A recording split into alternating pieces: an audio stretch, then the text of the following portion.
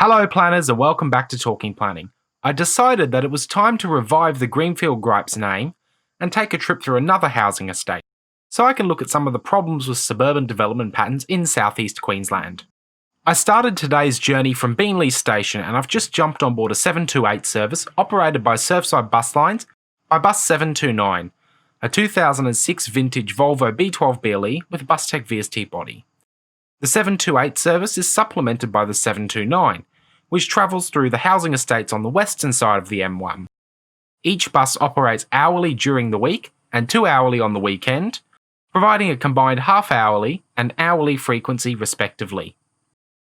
For me, the 728 is probably one of the most interesting buses to catch as an urban planner, as just by looking out the window, you get a diverse range of property types and land uses. These range, of course, from the transport interchanges at both ends, to parklands, big box retail, industrial estates, and of course, housing estates. I've already created a video in this style about Ripley, and I think Ormeau is also a worthy area to look at. Unlike Ripley, which was all built recently, Ormeau has pockets of housing estates dating back to the 90s. With 20 plus years of building new estates across Ormeau, they are an established type of development for the northern Gold Coast.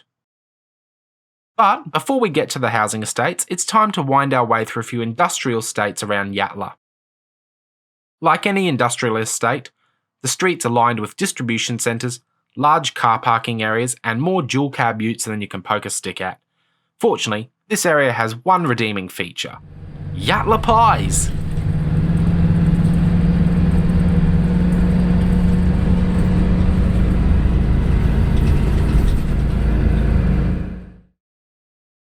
The first major housing area you'll come across is off Goldmine Road, where you'll see Luani Palms Resort, which is an over 50s community.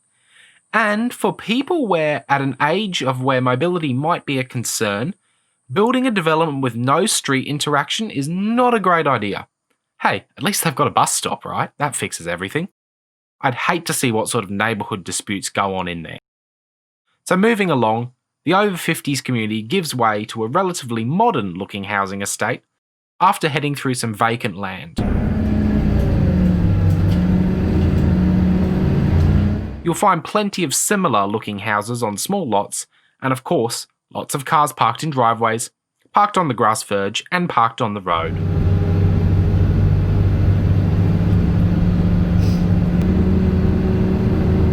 Intertwined amongst a bunch of small housing lots are areas of bush that are too small for meaningful habitat retention and too small for recreational facilities.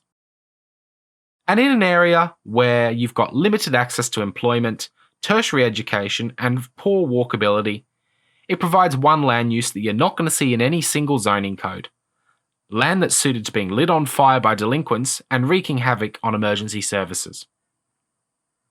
We continue past more and more houses on yet more small lots, with lots of cars parked in driveways, on the street, and on the grass verge. There's also a few nice boats on trailers, along with a few palm trees to give off that tropical vibe. But keep in mind, you're still in a housing estate and there's no actual beach in sight, so I'm going to call it tropical depression.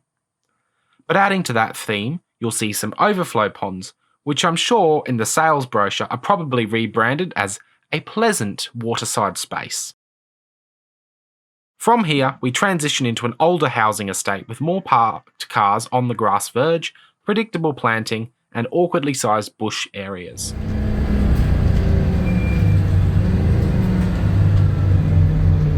You'll also see a pretty depressing looking playground with a single basketball hoop in the middle, nestled amongst the trees, which still don't even provide any shade. Here on, the houses seem to get a little bit bigger, and the fences are getting taller too. This area actually has a few decent sized footpaths, but there are very few shade trees, making journeys on foot very toasty indeed. Finally, we are getting some nice open space. Here's a great spot to kick a footy, play tag, and do everything outdoorsy you've always wanted to do as a kid. But it's also too far away from many residents, meaning that instead of letting the kids play independently at the park, you end up having to drive them there and wait around.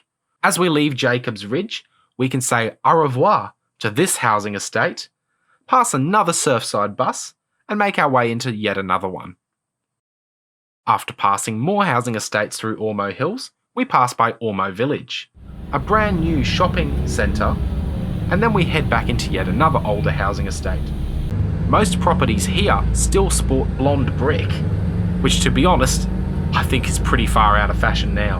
And after more blonde brick, inconsistent parking, and questionable shade, we find ourselves passing another local park, which isn't particularly attractive either.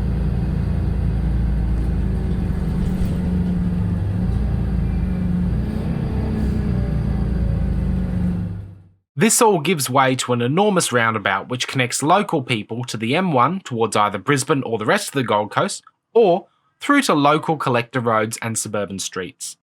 There's also more bush and shrubbery around here too, but of a more meaningful size which you could actually use as animal habitat. Travelling along Mirrabina Drive, the shrubbery gives way to a large car park, which is currently being expanded further, and then Ormeau Station. This is the first station on the Gold Coast line after Beenleigh, and after around a 30-minute total bus journey, I'd made it to the station.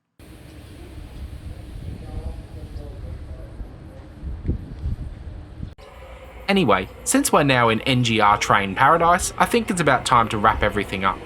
So if you're a planner or just simply curious about housing estates, the 728 is a bus worth adding to your list. Thank you for joining me today on Talking Planning. I'm now at Ormeau Station. I'm going to head back into town, and that was a new episode of Greenfield Gripes.